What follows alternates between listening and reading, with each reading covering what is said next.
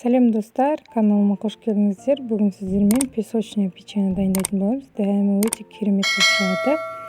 Бізге алдымен осындай бөлме температурасында сары май, бір жұмыртқа қажет, және сұйық майымызды құямыз, шекерімізді салып, бір араластырып аламыз.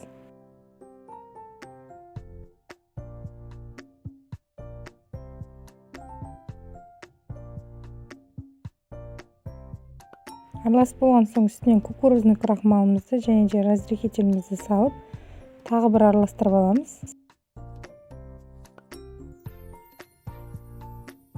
Енді венчикті қойып, үстінен ұнымызды салып, қолмен қамыр илейтін боламыз.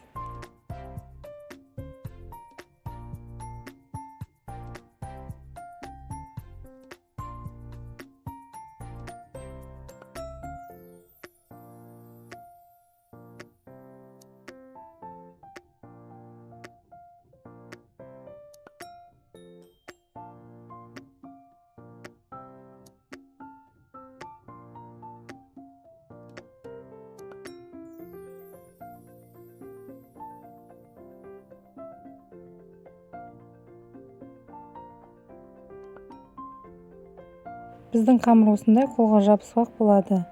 Енді осыны мешокқа құйып аламыз. Басында менде насадка бар. Гүлді насадка. Міне құйып алдық. Осылай пергамент қағазға осылай құйып шығамыз. Барынша күшпен құямыз. Негізі басы ашық насадка болу керек, сонда бізде жақсы құйылады. Өте күш талап етеді осы жерде қамырды құю барысында.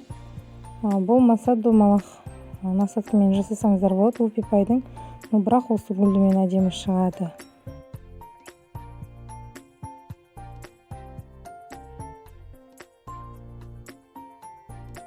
Қызып тұрған печкамызды беті сарғайғанша пісіріп аламыз.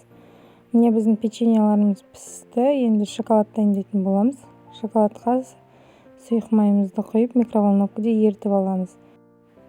Міне бізде осылай шоколадқа батырып, арахиске аунататын боламыз.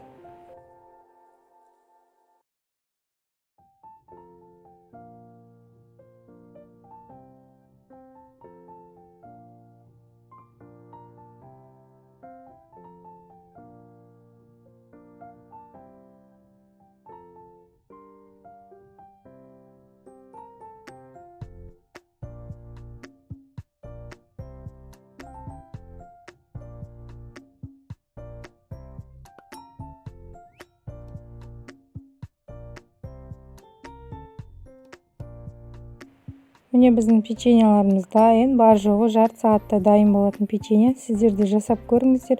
Үгітілмелі, қытырлақ болып шығады. Егер видеом сіздерге ұнаған болса, каналыма жазылып, қоңыраушаны басып қойыңыздар. Алда тағы да көптеген рецепттермен бөлісетін боламын.